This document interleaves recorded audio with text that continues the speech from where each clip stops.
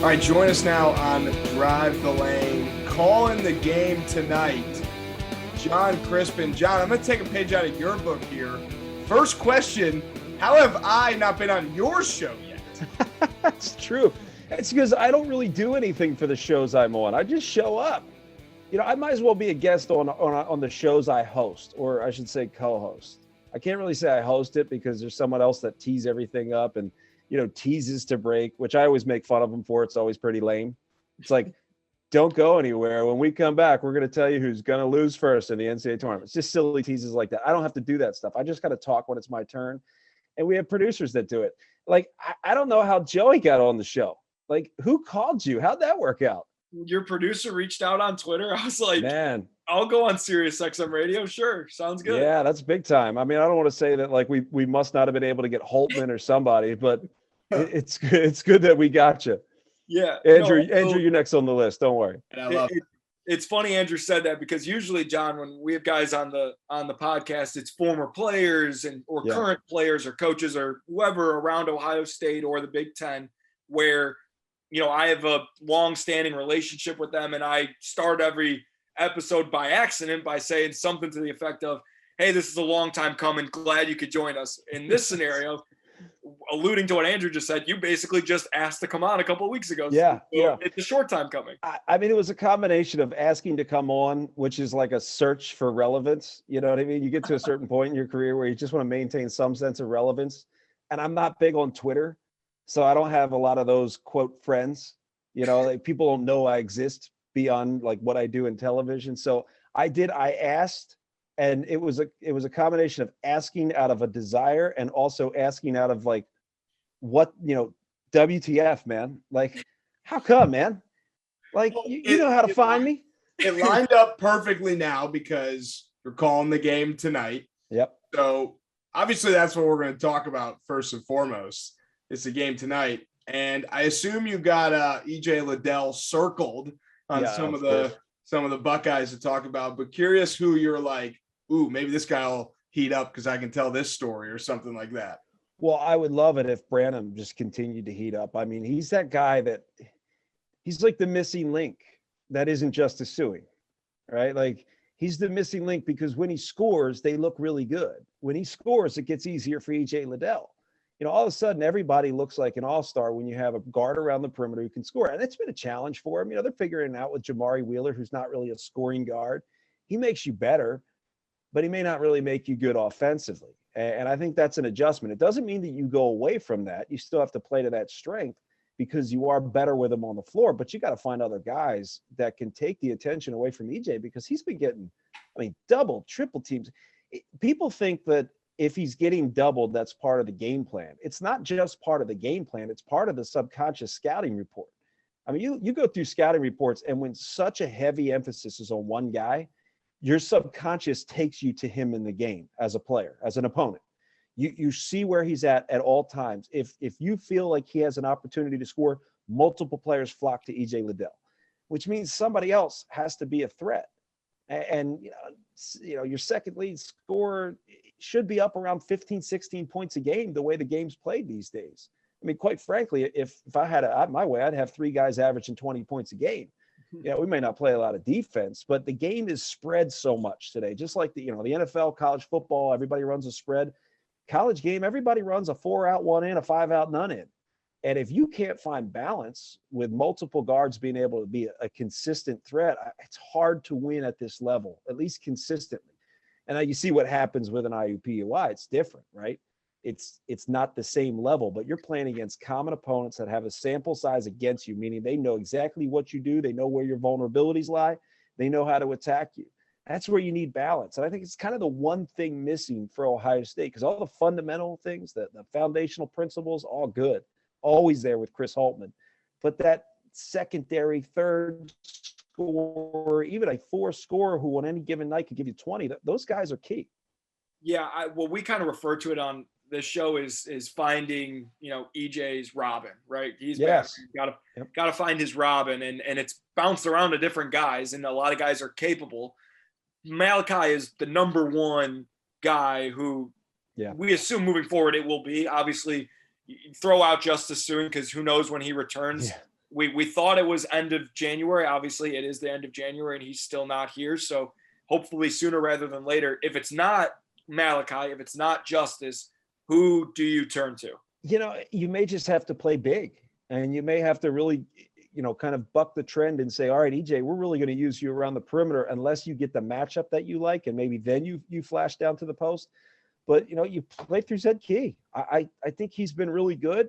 He's a guy that the more he gets the ball, the more interested he is, the better he is on defense, which is kind of typical of most guys. Maybe the thing is, like, most of us who know Batman and Robin, nobody wants to be Robin.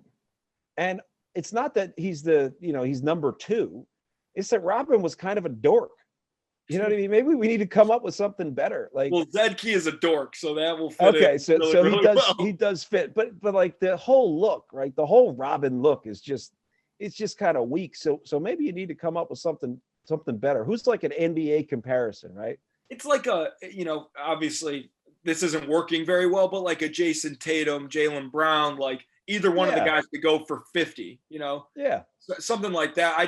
I think part of it is a lot of people assume, Batman's this big, strong guy. Robin's got to be a smaller guard, right? If EJ's a big guy, Robin's got to be a guard. It could easily be Zed Key. When they played Duke, Zed had his career high, and that's why he won the game. But Robin could also just be complimentary. I think that's the thing. Like, totally. Batman was so cool, he needed a dork to compliment him. You know what I'm saying? Like that's why I remind my wife all the time. She was the 4.4 dork.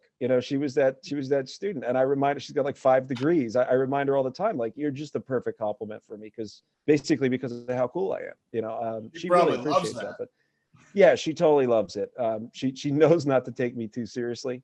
But it's really about finding compliments. And if 2 bigs, and I don't even know if I can call EJ Liddell a big anymore.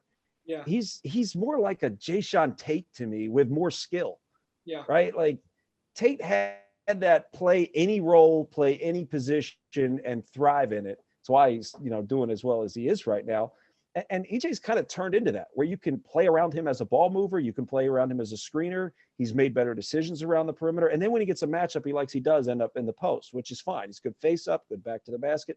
So you just need something that can complement his skill set, which should be easier than you think, given the fact that his skill set is so rangy. Well, how do you stop EJ Liddell? And let's say Malachi gets going. How do you stop those guys if you're a Minnesota? Because and obviously we want to hear you can't. That would be a great answer that we'd love to hear. But we've seen Ohio State lose this year, So what can Minnesota do to win the game tonight as 6-point underdogs? Yeah, and there's a lot of times where Ohio State loses and someone who's not emotionally invested in it, like myself, I watch it and go, they just didn't make open shots. They got looks. Like it's kind of one of those, like, if you really look at it objectively, you kind of throw your hands up and say, just miss shots. You make shots, you win that game. It's really simple. Like you go to Wisconsin, right? Wisconsin doesn't make the shots they make and Ohio State makes a few more. You win that game. And it's that simple. It's like basketball's that finicky. You think it is so cut and dry where you do X, Y, and Z and you'll win the game. It doesn't work that way. So for me, I look at defense and I look at offense a lot differently than people like to think it's played. To me, defense is forcing the shot that I'm okay with in a time when my defense behind me is in position to rebound. So it's not about stopping every shot. It's not about stopping him getting catches. It's just about him forcing him to take tougher shots, right? What shot do I want EJ Liddell to shoot? I want him to shoot a 15, 16-foot pull-up. So I want to gap if it's a big. I want to gap enough where he needs to pull up for a jump shot, and I want to contest the shot so long as I have defense behind me to get the rebound. And if it's a guard, I want to force him to put it on the floor, beat him to the spot, force him to shoot over top of me. The problem is so many defenses are geared around not letting the guy shoot at all. And I think it's kind of, that's old school, right? The old school mentality is when you watch film, and I know back in 99, 2000, 2001, when I was at Penn State, we watched film and I would laugh at our coach and I'd say, Coach, if you had your way, the score would be 105-0. Like, it doesn't work that way. And the truth is, without the opponent scoring, sometimes you don't get the flow that you want on the other end. So it's about sometimes forcing that tough shot creates flow for you. And it's a weird way to look at defense. It's almost pick the shots that you're okay with giving up. And to me, it's figure out what you're willing to be beaten by. Right. I think it's such a weird way to look at it. Like I would look at certain shots and say, I'm willing to let EJ Liddell beat me by taking this shot, and this shot. But I'm not willing to let him beat me here on the block. I'm not willing to let him beat me as a ball mover from the top of the key where he can just catch and shoot open threes. I'm not willing to let him do that. I'm willing to make him work and take tough shots. If he makes tough shots, he's better than us on that given night. And I think the game's going to get there eventually. That's how the NBA game's played. And it's played very similarly overseas, where you look at a scouting report and you say, all right, these are the tendencies. Based on those tendencies, this is what we're willing to allow him to do. Because when we try to stop everything, that's when he beats us. When we try to stop everything, that's when he gets layups. When we try to stop everything, that's when he gets a wide open three because we're chasing. So I would pick a few shots, obviously a 15 to 17 foot pull up jump shot off the bounce. I would force it every single time if I could. Well, not that he can't make them, but I think you bring up a great point, because why I think the Big Ten is the greatest conference in the country is because it's the best scouted conference, right? Oh, every coach knows exactly what play is being run from the other team. They know all the tendencies of each player, and that's why the games sometimes turn into rock fights, for lack of a better term. And it's exactly what you're talking about. It's not necessarily because they're trying to stop them. It's because, hey, we know that Justin Ahrens, you got to make him take a dribble, run him off the 3-point line. Therefore his percentages are going down. Ohio State's scoring less. Yada yada yada. You talk about making or missing shots, and that's the first guy that comes to mind, honestly, because when he's making shots, Ohio State is hard to beat.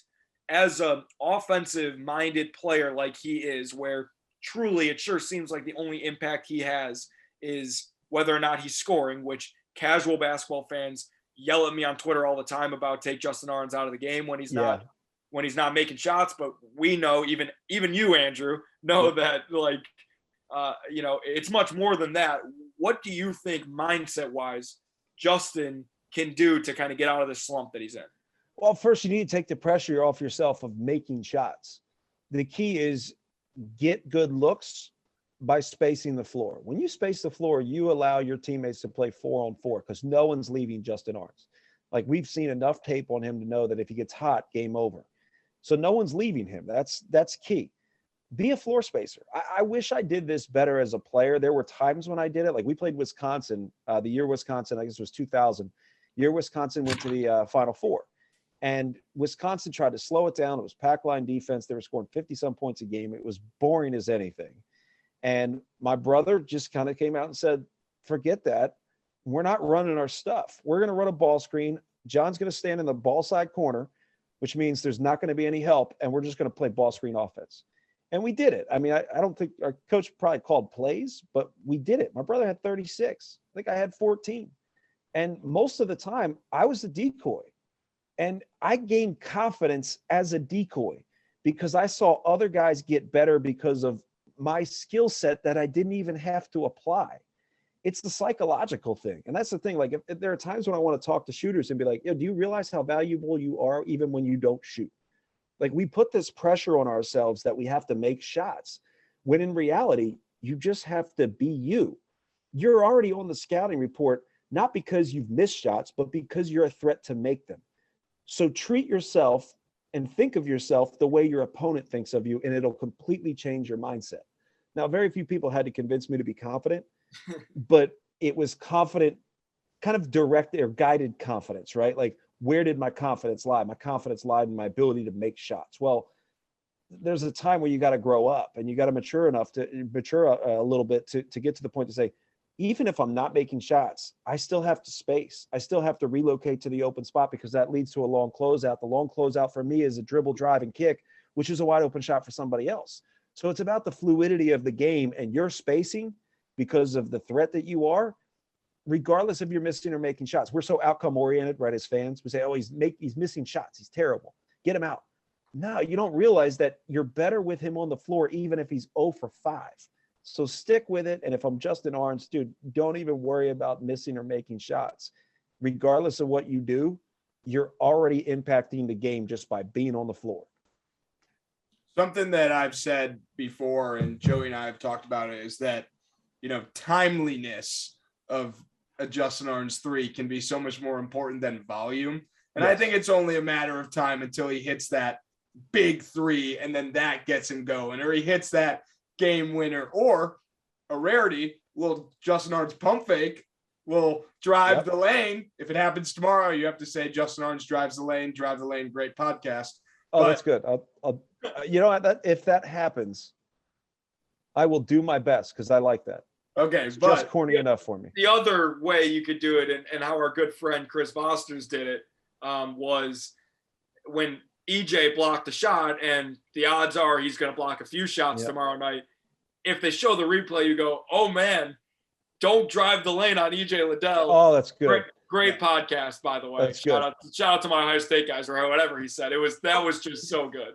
I'm jealous of Voster, so I have to do it. What I was actually going to transition to is a lot of times teams don't make shots in the Big Ten, which is why the top 4 teams all have only 2 losses right now. And it's all really, really, really close. And Ohio State's got a bunch of games left against Michigan State, Illinois, Purdue. How do you see the Big Ten shaking down? Because honestly, going into last night, I was like, all right, winner tonight's going to win the Big Ten. But then it's like, oh, wait, what about Wisconsin? Oh, wait, what about Ohio State? Oh, hey, forget about Purdue.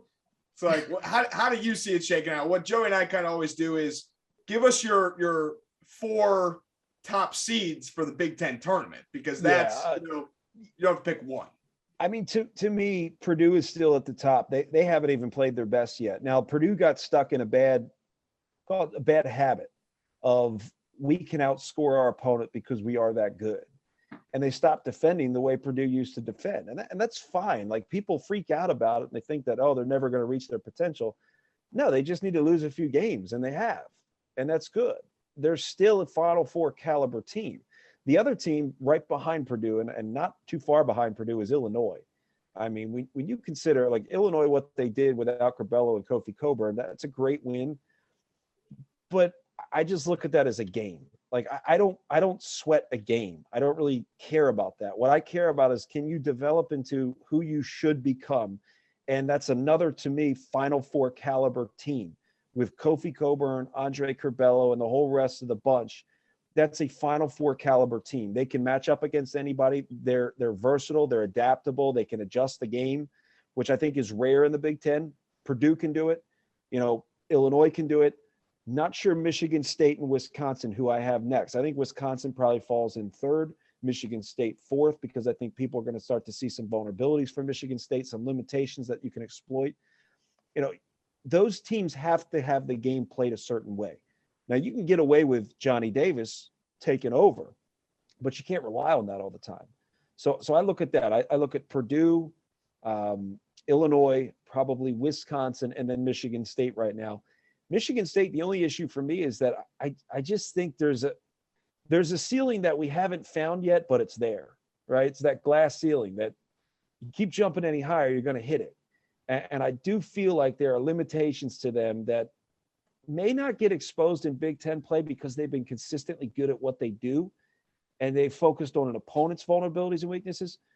But I'm not sure they have the top side potential in the NCAA tournament. I think that's what concerns me. The two, to me, Illinois, Purdue, those are national caliber teams that we should be talking about this year, because 2000, last time we had a national champion, and we keep defining conferences as by whether they win a national championship or not. Yeah, I think what we did kind of like a Big Ten sort of like preview halfway through the year, because obviously the majority of our listeners are football fans, and so they are transitioning now that the college football playoff is over and the everyone's team is out of the playoffs except for the Bengals. Now we had to give a kind of, hey, welcome to college basketball, here's what's going on sort of deal. Yep. And what we talked about in terms of those teams, obviously we've got the same sort of deal going on where Purdue and Illinois, I think, are head and shoulders above everybody pretty much. Wisconsin is close behind, and what Michigan State to me is lacking is like a dude. Like they always had a dude. They had a Cassius Winston, even like a Nick Ward or a Miles Bridges, right? They had a dude. And now it's like Gabe Brown is great. Max Krisky is probably the best freshman in the Big Ten, but like they don't have a dude yet. So that's kind of like they're always going to have a high floor, but kind of what you said, they got a low ceiling this year probably. Whereas like Ohio State, we've got dudes. Therefore, we probably have a higher ceiling, but also a lower floor as well. Yep. So we all know guys. that, bunch of guys, no dudes. You're right. Yeah, bunch of guys, no dudes. And, when you get into that next tier of teams, it's like all of the same, right? Indiana is the exact same. Michigan's the exact same. Iowa's the same even. And then you get to a team like Minnesota, who we play tomorrow night, and I'm interested for the listeners who don't know much about Minnesota, because it really is like a brand new team with brand new players and a brand new coaching staff. Where do you kind of see them fit in the Big Ten? Because they've been a surprise so far. Yeah, they've been good. And you see this a lot with new coaches. Guys buy in early because it's exciting, right? Fans buy in early because it's exciting. It's new, right? Like you get a if you say you have a Mercedes and it's a 10-year-old car, you buy a new Kia. You're still excited about that new Kia because it's new. It's got some gloss to it, Smells good, right? Like it's all good, but maybe over time you're like, it's not the Mercedes. So right now they're riding a wave. They're focusing on little things, and that's what's made them good. But at some point, the expectations that have plagued Minnesota basketball for years are going to creep in. And the expectations are they should be playing for Big Ten championships. And that's the challenge that new head coach Ben Johnson has, is you've got to recruit to a level that lives up to the expectations that the external folks have. And that's hard, man. That's what Richard Pitino struggled with. You have to be strong enough. And I would say it's like that here. It's also like that at Indiana. You got to be strong enough to establish what your expectations are and cut out the noise, to the point where you have such a good narrative about your program that you establish the expectations that the fans adhere to. So right now it's easy. They don't have pressure on them. And I don't think people realize what them. You get it. Like you're around the team, you're with guys, you understand what the pressure of expectations is all about.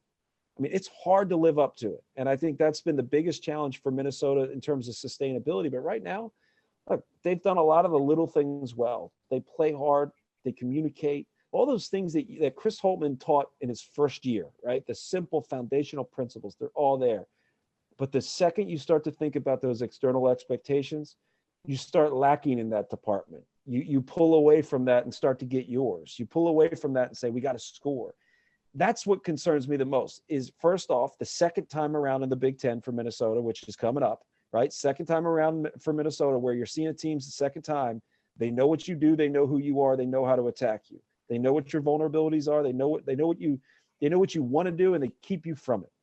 That's what defines you more. So I'm interested to see them the second time around, but then follow next year. It's not just about recruiting. It's, can you get these recruits to play doing the little things well, so that allows you to be sustainably successful. That's been hard. I mean, it's a city. I just got here. You forget this is one of the few Big Ten programs that's in a city, and it's different. The expectations of a pro sports town are always different. Mm-hmm. The interest in a local college or university in a pro sports town is different. And there's a lot to live up to. I'm just kind of sitting back and watching it and appreciating what they're doing right now, but knowing that next couple of years are going to be tough. John, I got one last question for you, which is really just code for until I think of another one. Nice. My last question for you right now is, Andy Katz released his, mid-season Big Ten first team. All right. EJ Liddell was not on there. Yeah. So what I'm going to have you do is, can you give us a first team of 7, though? So we don't want to ruffle any feathers. Yeah. It's really 6, because it's EJ Liddell plus 6, so that you don't get in trouble from the listeners. Well, I would do, I'm trying to think back from a couple games ago. I forget who we had. I think we had Illinois. So Kofi was on the list. So to me, I had Kofi, Keegan Murray, Johnny Davis. I'm not sure if I think I had Trace Jackson Davis and then EJ. And here was the issue. People got on me because there were no Purdue guys. And I spun it in a way, because this is like a little politician in me. I said, guys, Purdue is good because they're good together. No one guy has to be great, right? Think of Zach Edey and Trevion Williams, right? Neither one of them are playing that many minutes. Their productivity and the time they're on the floor is great. Jaden Ivey doesn't have to score 20 points a game. He needs to be complementary to the whole. So there's a reason why they may not be on a first team all Big Ten. People don't like to hear it, but that's the reality. Look at the production. How do you take away the production of EJ Liddell? How do you take away the production of Trayce Jackson-Davis? Given the fact that they do have limitations and inconsistencies. I mean, you look at what Kofi's doing, Keegan Murray. I mean, there's going to be guys you leave out, and so be it. It's just what it is. And I like to remind people when they really get mad is life isn't fair. I'm smiling because Joey would say Trayce Jackson-Davis, if you raised the hoop a little bit and he couldn't dunk, that you'd be able to take him out, because Joey says it would be dunk. But what's funny? What he does, and no one can stop him. It blows my mind. I know. All right, where's he going to go? Right shoulder, left hook. All right, he's still going to spin back to his left, and he still does it. Now he has shot some right-handed shots, so I'm going to give him that. He has gotten better. But if you know what you do and you continue to do it at a time when you know that your opponent knows what you do and they somehow continue to allow it, then I have to just shrug my shoulders and say they must be pretty darn good. So I'm going to give him credit for the numbers he puts up. It takes a lot for me to publicly be I'm hating on the dude. I don't hate him. I'm hating on him. I got you. It takes a lot for me to do that publicly, whether it's Twitter or on this podcast or whatever, because I don't need to hate these 18-year-old kids or whatever. There's no bad blood between me and them, but a guy like him who just all he does is dunk and beats Ohio State because all he does is dunks. It's dang, I want someone like that on my team. It's just, it's the Brad Davison effect. It's okay. Obviously as an opponent, you can't stand Brad Davison. Understood. If he's your teammate, you love to watch those charges. You love the flops. You love the energy and the annoying things he does, because it just infuriates the opponent. I think during the game, it was the Wisconsin-Ohio State game, I started bringing up dudes that I remembered that I couldn't stand playing against. And it was actually comical because I'm thinking of guys that were so horribly annoying to play against. There's this guy named Lucas Johnson that I remember from Illinois.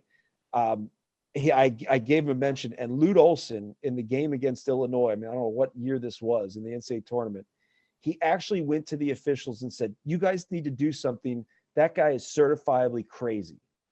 And I was like, that's the dude I want on my team. He knows he's not going to score 30 points. He knows he's not going to score 5, but he's going to set 20 illegal screens. He's going to take 5 fake charges, and he's going to infuriate the opponent. I love that. Well, I just don't want to play against it. There's also probably so many more charges because there's no 3-point line then. So there's probably What did I do? What did I play in the 60s? How old am I? Yeah, if you've seen me in person, you would know that there was no chance I could play at all if there wasn't a 3-point line. I was the guy, so my brother and I were the ones, people will tell stories, when we played, people didn't shoot threes the way you do now, obviously. When my brother played for the Phoenix Suns in the NBA, his first year in the NBA, he was with the Lakers for a little while, went to the Phoenix Suns. They, as a team, shot 15 threes a game. That's unheard of. Mm-hmm. I'd be shooting 15 threes a game myself, the way the game is played today. And if I made 5 of them out of 15, that's great. The game is so different. We were the ones that actually believed in it. Part of it was out of necessity because I couldn't score over top of everybody. Morris Peterson, AJ Guyton. I'm going to go down the list, right? What's his name? Who the heck was it? Michigan State, Jason Richardson. What am I going to do? Score over top of Jason Richardson? No. We spaced the floor. We stood 30 feet from the basket. And if we made a couple of those, you had to close out hard. So it's that 3-point basket, that is a game changer. I don't know what I would have done without that. What was always funny to me was Holtman would always tell me hey, be ready, because like it or not, I was the best shooter on the team. Granted, I didn't get to play because I didn't do a lot of the other stuff well enough. Right. So it's overrated. What was always funny is it's the great equalizer, right? The fact that guys like me could play in the Big Ten was because I was a threat on offense for one thing and one thing only. It's the same reason why Duncan Robinson makes $90 million in the NBA. Same reason why Matt Thomas is on an NBA roster right now. It's just the 3-point line is just the great equalizer in basketball. And it's the reason why, it's unfathomable that Holtman was like, hey, Joey, you have to be ready if against this zone tonight, we can't score. Like, we might need you. Like, it's funny because a guy who I'm sure people mistake you for all the time, Dan Dockich, who we've had on the show. Obviously, Andrew's one of my close friends, and now Andrew's close friends too, and my teammate. When I went into the game against Purdue in meaningful minutes, which is what I called it when I played basically in the first half or not in the last 4 minutes of the game. When I went in against Purdue, because we were down by 100 and Coach Holtman gave the whole, I'm going to play the hardest playing guys for the rest of the game, coach speak, blah, blah, blah, whatever. I went in and Dan Dockich goes, well, Joey Lane's in, blah, blah, blah. Let me tell you, this guy's the best shooter on the team, which sounds funny, but I guarantee you he gets one up while he's in. I didn't, but it's just goes to show you that it's the great equalizer. That's all I'm getting. And I don't understand how guys today, look at these skilled trainers, right? The Instagram trainers where they're doing some silly drill with 15 basketballs and catching a tennis ball and then spinning in a circle and doing a burpee. I'm like, wow, what a great workout guy. Like, what the hell was that? You didn't make a shot. You know what I'm saying? Yeah, you can dribble all over the place, but your footwork into your shot's terrible, so you shoot low percentage. Like, it's the simplest thing to be able to do in terms of maximizing your ability on the floor, make shots. And you can't really just say, go make shots. Give yourself the best opportunity to make shots. Get your footwork right. Get your repetitions in. It's really simple, but I think some of these kids, I see a lot of kids coming out where you go, all right, great skill, but not game skill, right? Great skill in a workout based on doing silly non-basketball drills. But once that ball goes up, no feel. Like, develop a feel for the game, develop a shot. You're going to have a place. Minimize deficiencies elsewhere. You can always find ways to minimize deficiencies. I mean, shoot, I played the 2 in the Big Ten and started my freshman and sophomore year. Like, I minimized deficiencies. It's a great way of putting it. I mean, I should have minimized more deficiencies and I would have been a bit okay. But John, this has been a blast. The way we end every single episode, and I'm sure you've been locked into all episodes. Yeah. You're prepared. You know what's coming. We like to spin the table, turn the tables, put it all on you, give you the spotlight in the sense that you are able to ask us any questions that you've been dying to ask us since you've known you were coming on Drive the Lane. All right. So, I'll go based on recent experience driving here to through campus to get to the graduate hotel. When you were in school, were you the fearless college student athlete that would just friggin' walk across the street when cars are driving by? Because I swear on my way here, students were playing Frogger with me in driving the car. You know the game Frogger? I don't know, it was a little before your time, where it's like you're dodging cars. Of course. Like, I had to have, were you guys fearless like that? On your phones, tweeting, all that stuff? We're from Chicago. That's just what you do. You just walk whenever. That's true. That's true. I definitely was. I remember my first day on campus, just like, I mean, jaywalking really across a busy street, like that was across from my dorm or whatever with my roommates and stuff. And they were like, dude, what are you doing? What like, hold on, stop. It's a red light or whatever. And I was like, guys, like, hey, there's no cars. Like, let's just go. About. Friggin' invincible kids. It's amazing. All right, Andrew, you stopped playing your sophomore year in high school. Why? And you don't have to tell it if it's like coach's decision. Coach's decision. Oh, that's good. I mean, like, go into it, Andrew. The full story is so good. Yeah. This is now I'm interested. What's the full story? The European kid or whatever that came and took your that's good. Part of it. Did Boban take your job? Yeah, exactly. But I've never said that before, but I'm going to use coach's decision. That's good. Forward. Like DNP, EA did not play ever again. Coach's decision. Oh, that's good. Yeah. That's good. Usually the DNP coach's decision means there was a random drug test involved. No. And if there's a 3-game suspension, then we're like, yep, we know what it was, but we can't say. Didn't that happen to Caleb Wesson? Yeah, Andrew, I remember.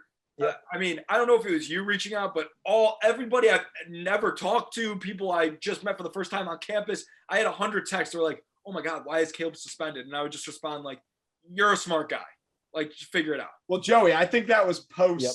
That was during Drive the Lane, so I think I was just like, I think I know why Caleb's suspended. Oh, well, no, but he was suspended for 3 games my senior year also. I was like, oh, great, we're not going to make the NCAA tournament because Caleb wanted to do his own thing. That was a little frustrating, but we made it. I've never been more nervous and anxious than I was in that 2-month stretch between like the end of February and into March. I guess that's like a month stretch. I've never been more anxious and nervous. And at the same time, the relief that came over my body when our name was called, like we have a video of it, like every team does. We had a party at Holtman's house, and it was me sitting in the front with Keyshawn Woods. Keyshawn had never been to the NCAA tournament, and part of our whole goal was like, let's get Keyshawn to the NCAA tournament. Like we love this graduate transfer guy, and we're sitting next to each other, and my reaction versus his reaction is so funny because I got up and like hugged everybody. I'm like clapping, fist pumping, whatever, and he's just sitting there like in shock.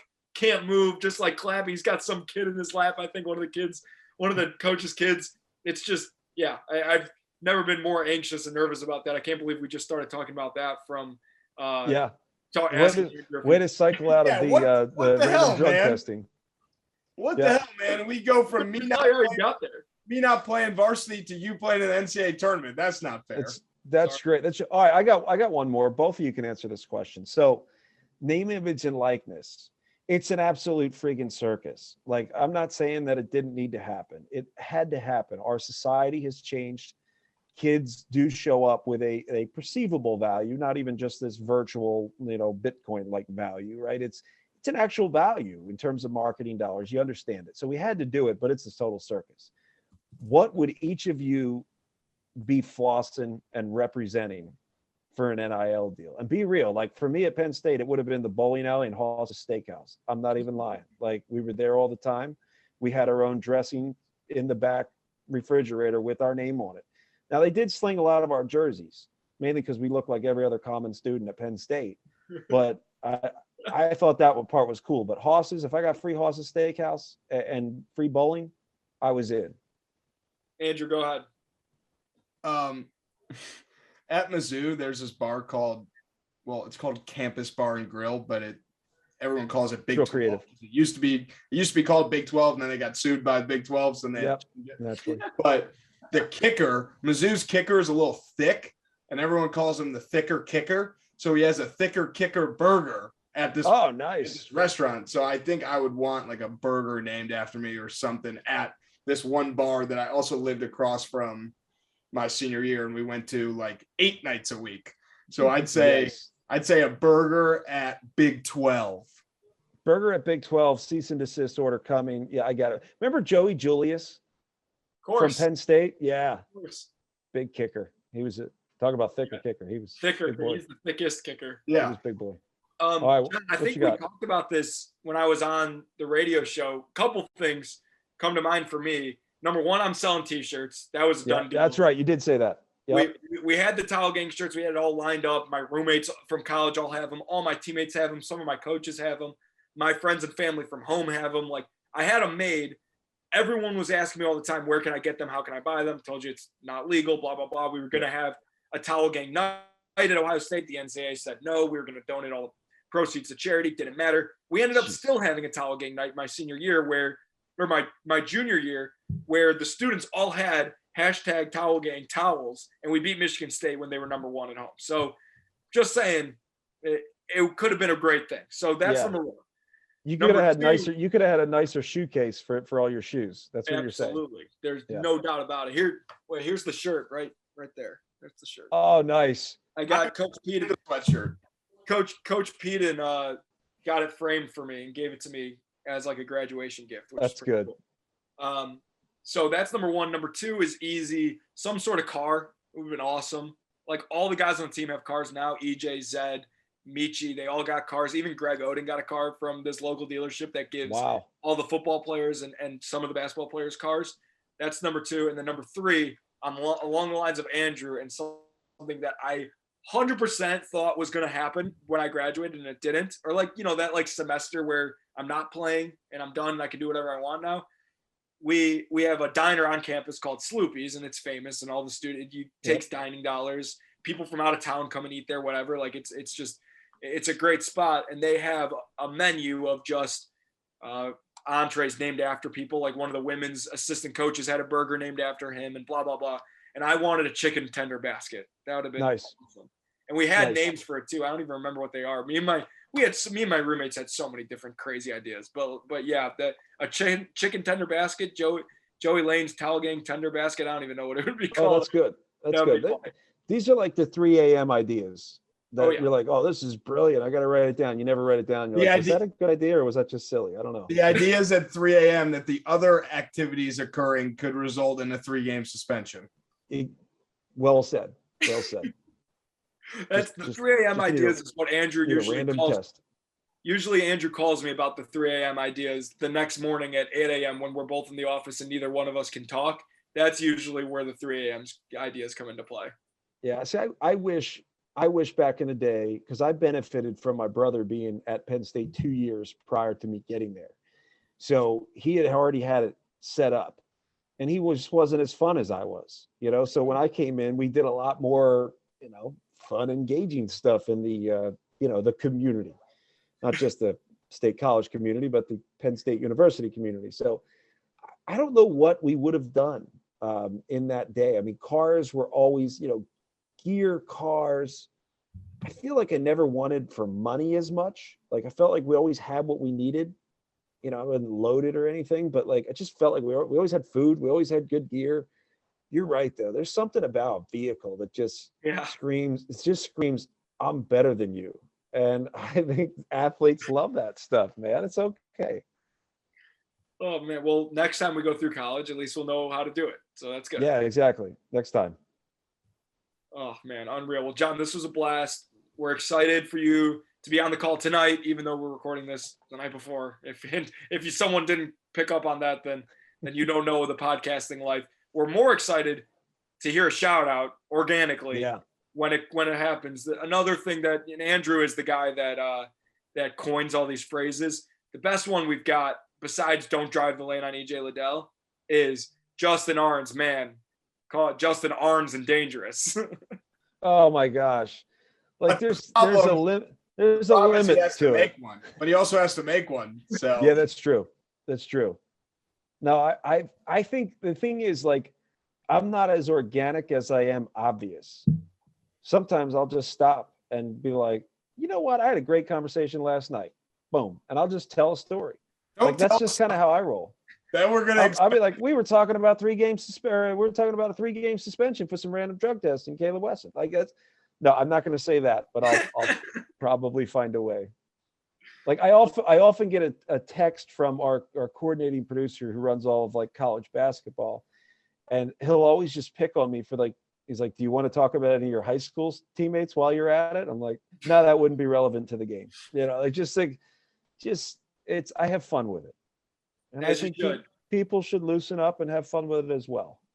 They just can't because they're emotionally vested in their team winning. Yeah.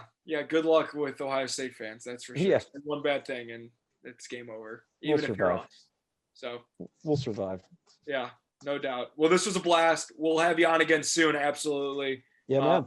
Love talking hoops, and I'm excited to hear you tomorrow night, and I'm excited to hear Andrew on the show next week. Sounds good, guys. Enjoyed it. See you, man.